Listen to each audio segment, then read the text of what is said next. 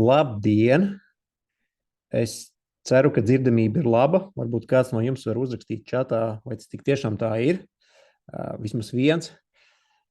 Sveicu jūs visus mūsu tādā pirmā gada webināru cikla pēdējā webinārā. Tas noteikti nebūs tāds pavisam pēdējais, protams, bet vismaz tas, kas tika izziņots, jā, šis varbūt būs uz kādu laiku pēdējais, un te jau sekos kaut kādi nākošie.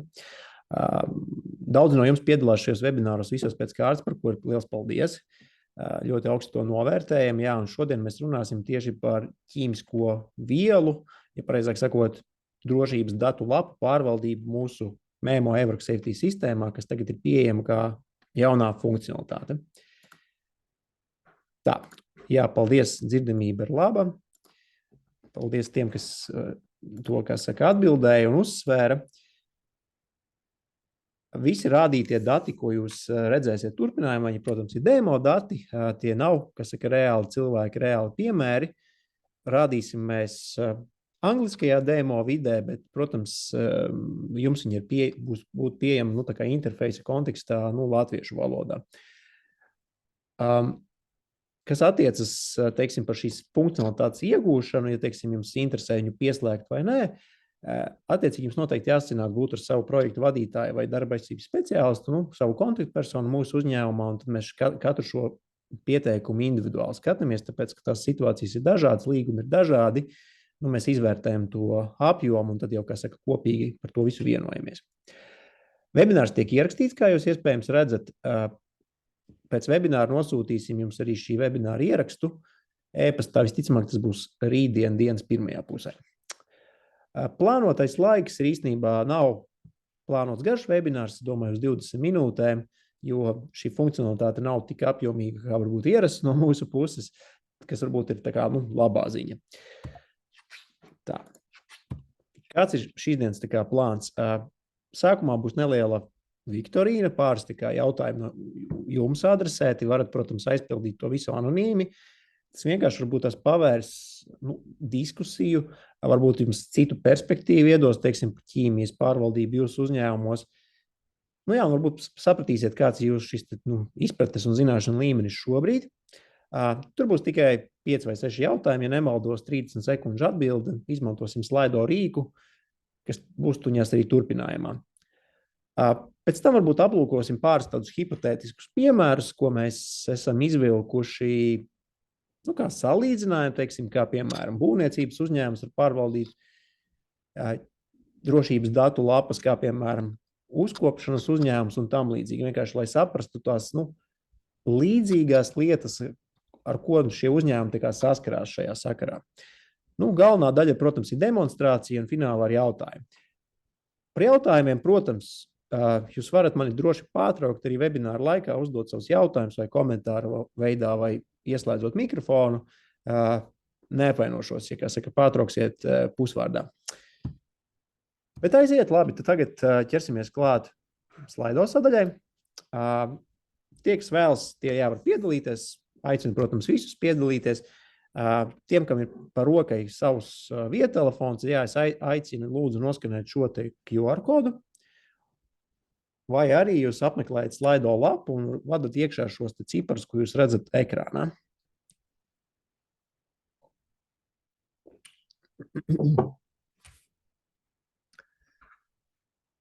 Tā. Es ceru, ka lielākā daļa no jums to ir izdarījusi. Drīz arī uzsākšu šo pašu mazo kvizu domzīmē aptaujiņu. Tā. Joprojām jūs varat, kas saka, piedalīties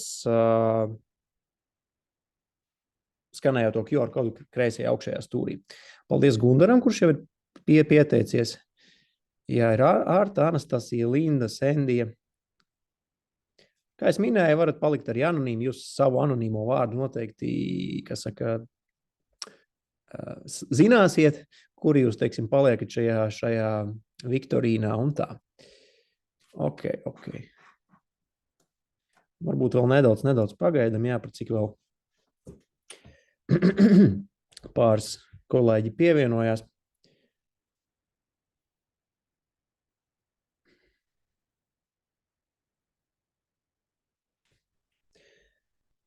Tā super izskatās, ka laikam vairs citi nepievienās. Ok, paldies jums par to. Nu, ok, vēl Ilmars pievienojas. Labi, varbūt vēl pagaidīsim, kas saka, nesteigsimies. Es gribu laikt visu laiku uz priekšu.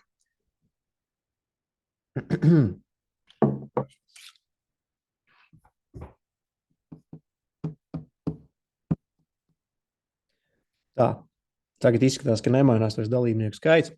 Es domāju, mēs varam arī turpināt ar pirmo jautājumu. Atgādinu, ka laiks atvēlētais ir 30 sekundes katram jautājumam, tāpēc, ja arī nezināt atbildi, varbūt pēc sajūtām liekat to, kas liekas jums vispareizākā. Protams, pēc katra jautājuma sekos arī aplūkošana, kura tad bija pareizā atbilde un tā. Un arī šajā brīdī jūs noteikti varat iesaistīties diskusijā.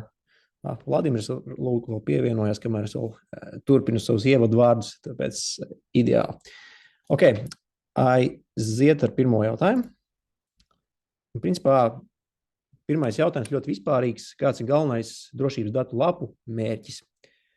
Sniegt instrukcijas drošai mašīnu eksploatācijai, detalizēt aprakstīt ķīmiskās vielas vides ietekmi, komunicēt bīstamību vai izklāstīt ķīmisko vielu finansiālo izmaksu. Tur ir pazudis burtiņš, es redzu pēdējā atbildē, bet, piedosiet man.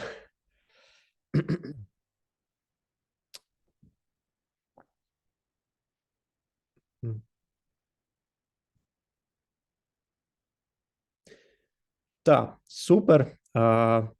Lielākā daļa no jums ir atbildējusi pareizi.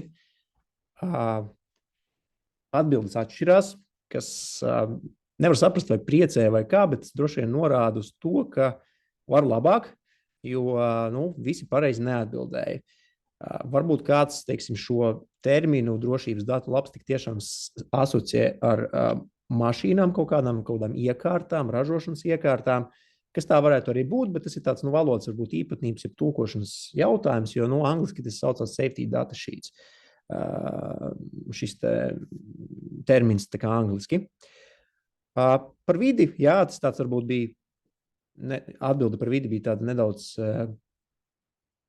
gribas teikt angliski triki, pazuda latviskais vārds, bet tāda nedaudz divdomīga, jā, cer tā varētu būt, bet, kā es arī minēju, jā, tad pareiza atbilde ir šī te komunicēt bīstamību un drošas apiešanās prakses ar ķīmiskiem produktiem.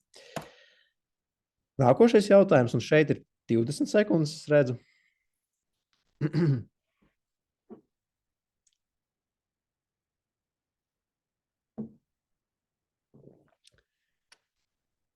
Jautājumu pašu atbildes jūs varat izlasīt, es domāju, tāpēc netraucēšu uz savu runājamo. Ok, un skatāmies, kas šeit notiek. Yes, pilnīgi visi ir atbildējuši pareizi, ka par drošu glabāšanu tā ir 7. sadaļa. Varbūt bija ļoti tāda acīm redzama atbilde, bet varbūt reizē jums arī trenē, kur tad to meklēt, jo, kā mēs zinām, drošības datu lapas pēc struktūras visas ir vienādas, tas, ko ražotāji veido. Tāpēc tajos skaitlīšos un sadaļās orientēties ir ļoti, ļoti vērtīgi, sevišķi kodās krīzes vai mazāk bīstamās situācijās. Tā, kura funkcija sistēmiski ir visnozīmīgākā DDL efektīvai pārvaldībai? Arodveselības un drošības programmatūra, tas ir domāts darba aizsardzības sistēma, integrēta laika uzskaite, mākoņu tehnoloģijas vai automātiski, teiksim, atgādinājumi.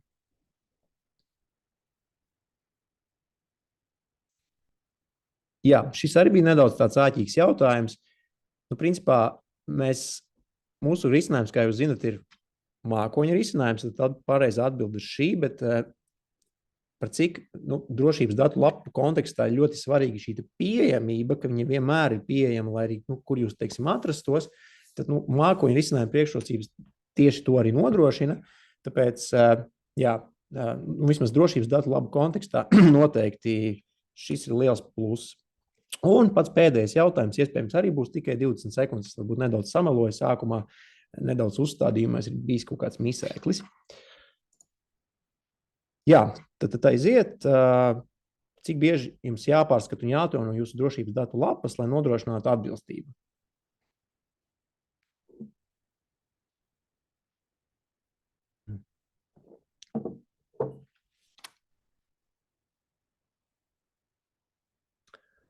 Tā, skatāmies atbildes.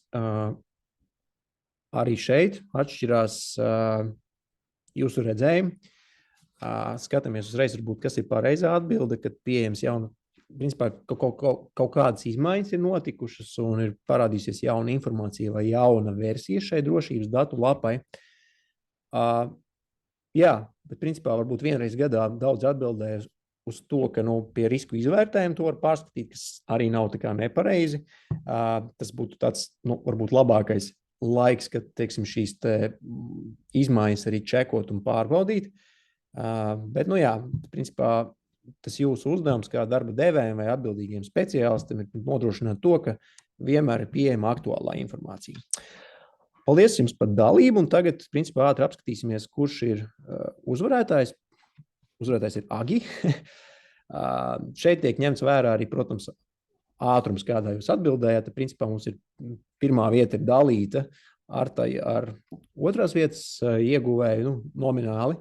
Tā kā, jā, es jūs apsveicu. Un, principā, šobrīd mēs varam laikam pāriet jau uz prezentācijas daļu. Tātad, mēs esam nonākuši tagad demo vidē, lai aplūkotu, kur tad varēs atrast, vai kur jau šobrīd ir atrodamas šīs drošības datu lapu pārvaldība.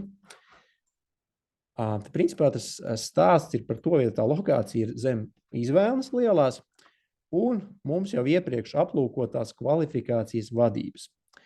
Ja pirms tam mēs skatījāmies aprīkojumu, kvalifikāciju, kas ir apliecības un vakcinācija, tad šī webināra mērķis ir aplūkot tieši šīs divas sadaļas. Kā jūs redzat, ir gan ķīmijas, gan vienkārši šo ķīmiju, tā kā instrukcijas, jeb šīs drošības datu lapas, divas atsevišķas sadaļas. Tas domu gājiens ir tāds, ka šajā pirmajā ir vienkārši kā reģistrs visām jūsu darba vidē pieejamajām ķimikālijām, jeb ķīmiskajām vielām. Reģistrs ir gaužām vienkārši, arī pašu ierakstu šajā reģistrā var veikt ļoti vienkārši ar šī plus palīdzību, izvēloties ķīmiskās vielas kategoriju, norādot vārdu un norādot, vai tā ir kancerogēna vai nav kancerogēna viela. Jūs varat, protams, arī norādīt aprakstu tai vielai, bet tas nav obligātais lauks. Kad tas ir izdarīts, tā ķimikālija parādīsies šajā sarakstā. Jūs redzēsiet, kad viņa ir izveidota un kad viņa ir mainīta.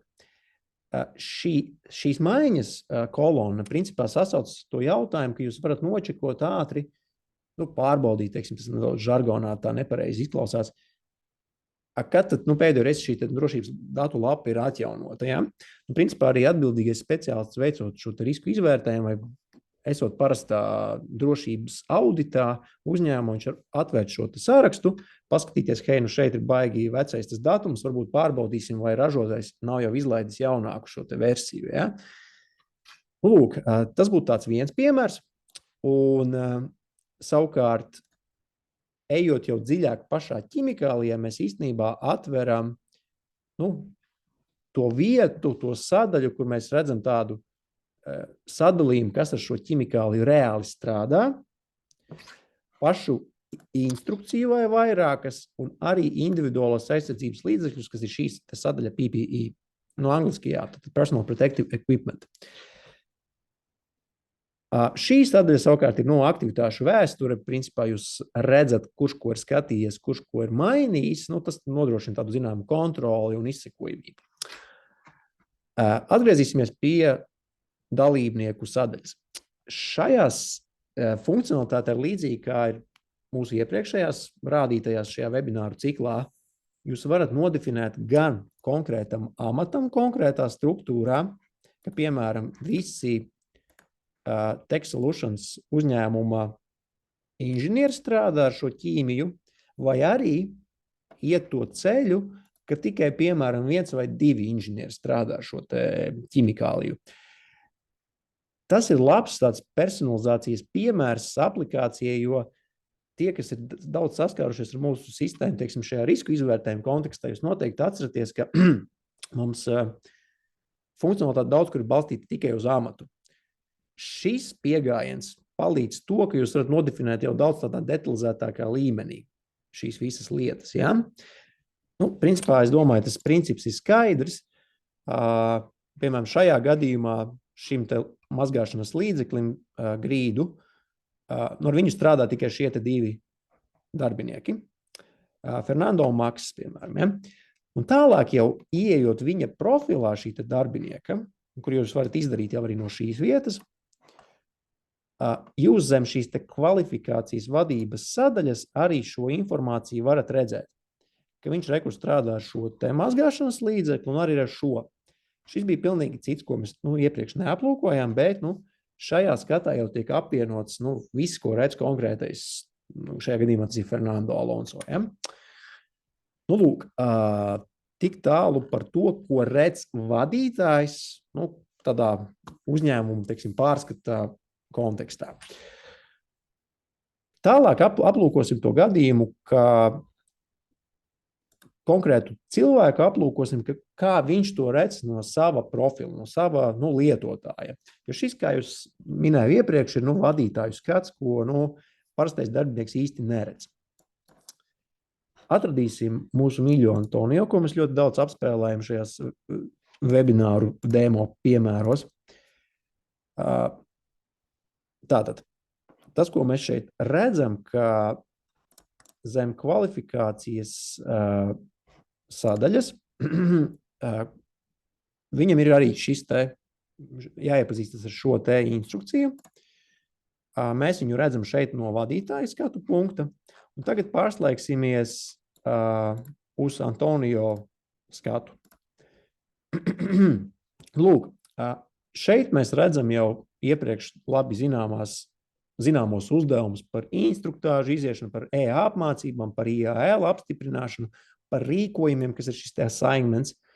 Un šīs te jaunās lietas, kas ir parādījušās un nākušas klāt, ir aprīkojuma instrukcijas un ķimikāliju instrukcijas.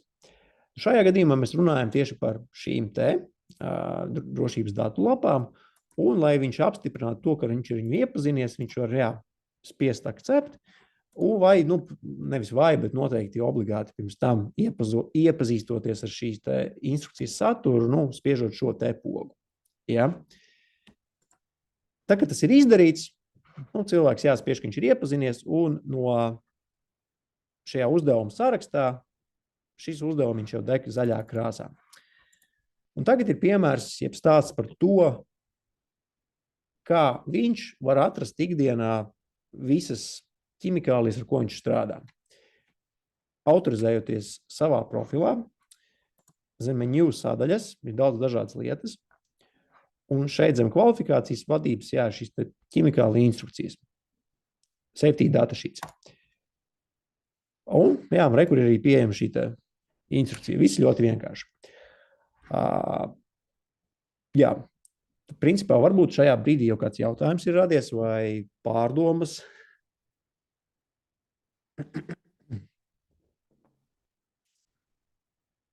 Izskatās, ka nē, tāpēc varbūt tad virzamies tālāk ar nākošo jautājumu. Par cik mēs varbūt esam šajā darbinieka skatā? Viena no pagājušā gada funkcionalitātēm nedaudz jau sajūg šie datumi, ko mēs esam izstrādājuši, bet ir šis riska kartītes, jeb riska ziņojumi.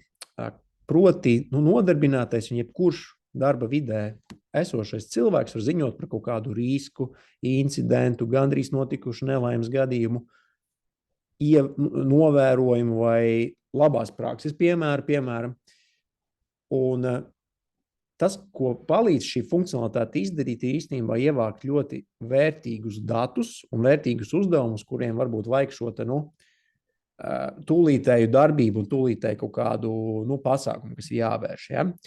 Tāpēc, ja mēs runājam šobrīd tieši par ķīmijām un drošības datu lapām, ja darbinieks saskaras ar kaut kādu risku vai kaut kādu nedrošu situāciju, viņam nav pārliecības par to, ko viņš dara, viņš var vai nu skanēt šo darba vidē pieejamo QR kodu, kā plakātu veidā vai uzlīmes veidā, piemēram, kaut kādā X vietā, un aizpildīt formu, ko mēs tūliņās apskatīsimies, kā viņi arī izskatās, bet otra opcija ir, ja viņš negrib skanēt QR kodu, viņam ir pieejams dators, planšete vai varbūt viedtelefons, viņš var ieiet ar šo savu profilu, atrast šo riska kartes section, sadaļu un spiest create, taisīt jaunu riska karti. Lūk, un šeit, kā jūs redzat, ir vairākas lietas, ko viņš var izvēlēties.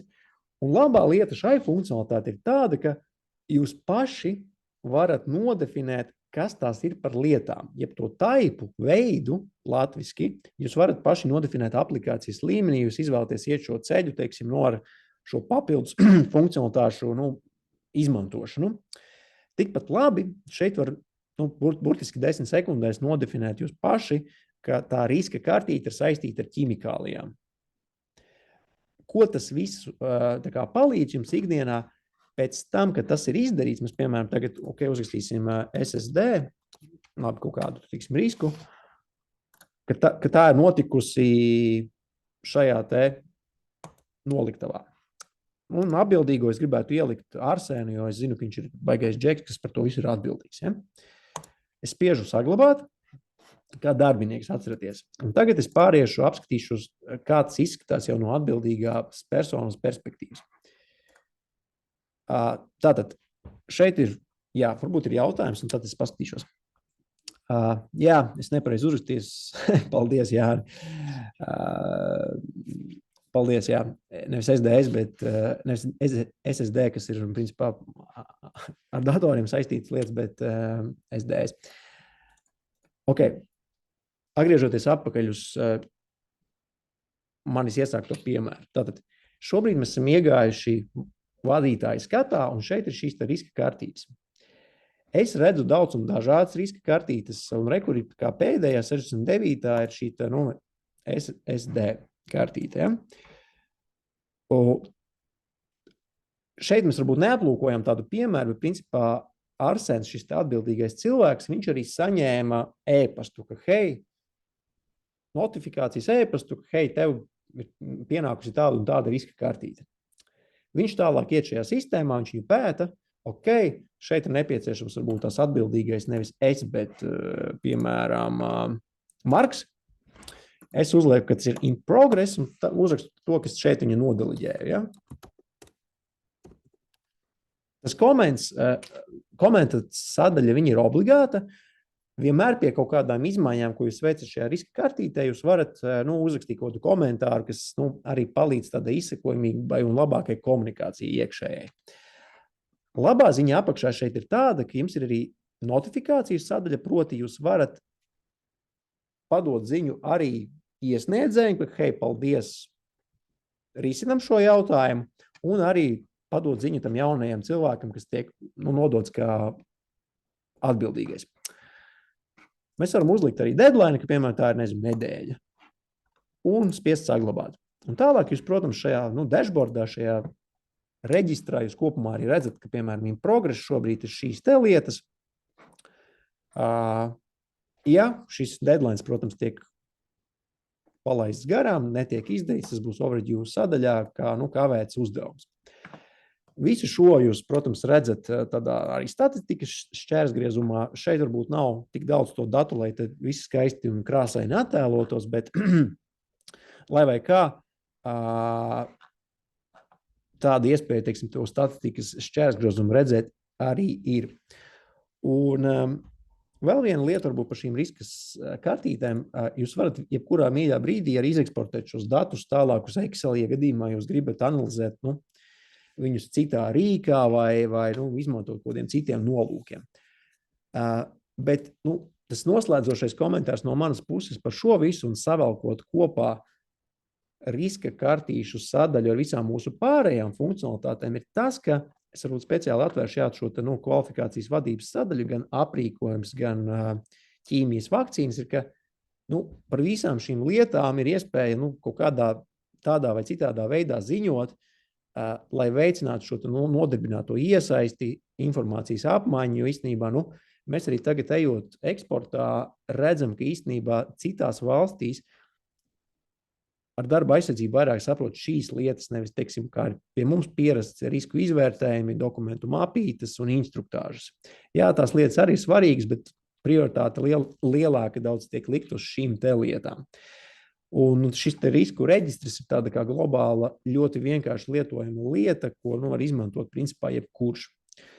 Un pavisam ātri pašās beigās parādīšu arī to, kā var izveidot konkrētas vietas QR kodu, tā kā factories sadaļa. Šeit ir sadefinēts, piemēram, 8 vietas, mēs gribam pielikt jaunu. Vienkārši plus podziņums ir iespēja nodefinēt šo te vietu, uzlikt, kas ir šīs vietas atbildīgais.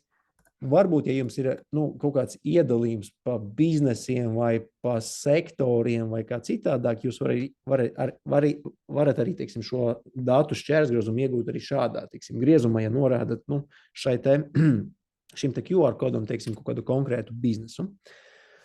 Un visu, un pēc tam spiežot saglabāt pogu, jūs arī iegūsiet šo te pašu QR kodu, kurš ir pieejams kur šeit lejuplādē. Viņš arī, protams, apkopo visas riska kartītes zem šīs te konkrētā QR koda, bet tas ir kā tāds cits skats, ko jūs varat izmantot, varat arī neizmantot. Lūk, tik tālu mēs būtu par šīm te riska kartītēm.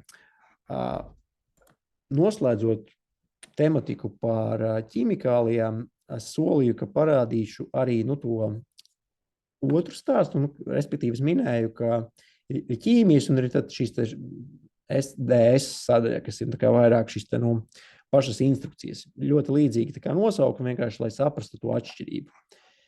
Šajā gadījumā, jā, tas reģistrs arī izskatās ļoti līdzīgs, vienkārši šajā gadījumā tas ir arī tas pats princips, ka ķīmija nosaukums, kad ir izveidots un kad ir principā viņš pievienots. Ja? Šī te instrukcija. Lūk, tas viss, ko tas īstenībā tādā ikdienas līmenī jums dot, jūs varat arī sadefinēt vienkārši šobrīd ķīmijas, kas jums ir, un pēc tam vēlāk pievienot varbūt šīs te drošības datu lapas. Tas tāds varbūt vienīgais praktiskais pielietojums, ko es tā kā uz sitienu varu izdomāt. Tas tāds varbūt vairāk stāsts par to, ka sevišķi uzņēmumos, kam ļoti daudz šīs ķīmijas, tad varbūt to ķīmiju tikai sadefinēšana jau prasa kaut kādu laiku, tas ir piemēram 1 mēnesis, un tad nākošajā jūs darat kaut kādas citas, pievienojot šos pašas instrukcijas tām ķīmijām. Lūk, teiksim tā, es teikšu, ka laikam jā, mēs varbūt neapskatījāmies tos piemērus, ko es solīju iepriekš. Tagad jau 27 minūtes ir pagājušas, es solīju, ka 30 minūtēs iekļausimies. Te tāds tīri tā varat pārskriet pāri acīm, teiksim, šo te aprakstu, teiksim, par konkrētu uzņēmumu, konkrētu nozari, kā, teiksim, viņiem vajadzētu un kāda būtu šī te labā prakse, šo te ķimikāliju pārvaldībā. Jā. Vairāk pieejami, uzsvars ir uz to, ka jābūt pieejamām. Šeit būvniecības nozares kontekstā, ka varbūt vairāk, kur tā bīstamība ir lielāka, mēs vairāk fokusējamies ne tikai uz pieejamību, bet arī uz to īstenoto drošības pasākumiem. Piemēram, tur ventilāciju, IAL izmantošanu un drošas uzglabāšanas praksēm. Jo redziet, šis ir vēl viens labs piemērs, jā, ir būvniecības objekts, mēs esam sadefinējuši šīs ķimikālijas. Atbildīgais speciālists veicot šo te apgaitu, viņš principā var iziet cauri, kur viņa ir, vai viņa tiek droši glabāta, jo tas jau tā kā palīdz arī tai otrai pusē. Mēs jau to nedaram tikai tāpēc, lai, kas saka, izpildīt vienkārši normatīvu prasību, bet vienkārši, lai tos procesus padarītu krietni kvalitatīvākus. Un, teiksim, uzkopšanas pakalpojumu gadījumā paliek spēkā viss tas pats, kas arī, protams, citos uzņēmumos, bet tad šeit varbūt vairāk fokus ir uz šiem te darbiniekiem, kā pareizi lietot šīs te ķimikālijas, lai novērstu, piemēram, kaut kādas ādas un elpceļu problēmas. Ja? Arī līdzīgs stāsts, ka veicot šo te risku izvērtējumu, atbildīgais var iepazīties, kas ar ko strādā, un tad varbūt to risku izvērtējumu, kas jau ir šis te, dokumentālā puse, tad pielāgot jau balstoties uz šī te reģistra datiem. Jā, demo mēs jau izgājām cauri, nedaudz ar novēlošanos šie te slaidi, bet varbūt jums ir kādi jautājumi sakrājušies.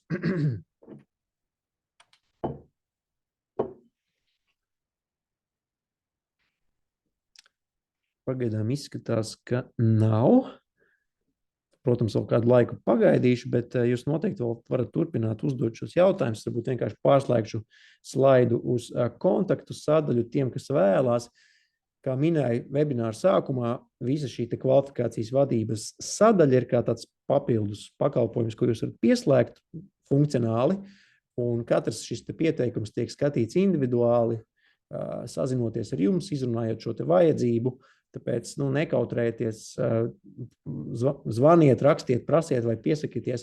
Šajā QR kodā, ko jūs redzat, tur ir principā viņš aizved uz šo mūsu mājaslapas pieteikumu formu, ko jūs varat aizpildīt un jā, šādā veidā iesniegt kaut ko. Jautājumu, es domāju. Tā.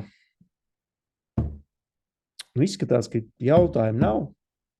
Kā jau minēju, funkcionalitāte diezgan vienkārša. Kā mēs bieži iekšēji sakam, ka ar kaut ko ir jāsāk, un šis noteikti ir labs starts, teiksim, lai sāktu sakārtot, teiksim, šo ķimikāliju pārvaldību. Un tie, kas ar mums varbūt ilgāk strādā, tie noteikti zina, ka mēs vienmēr šīs funkcionalitātes regulāri attīstam, balstoties jūsu feed, atgriezenisko saiti, latviski runājot. Dažādi pielāgojumi šo funkcionalitāti tādai praktiskai lietošanai, tāpēc ļoti gribam, kā saka, ka jūs izmantojat, tad jau kopīgi varam būvēt un veidot šo nozari labāku. Laikam uz šiem skaistiem vārdiem laikam arī jābeidz. Es teikšu paldies par dalību. Webināru ierakstu jūs saņemsiet visticamāk rītā, un tad jau, kā saka, daži radio DJ tiekamies ielās. Ja? Ātā!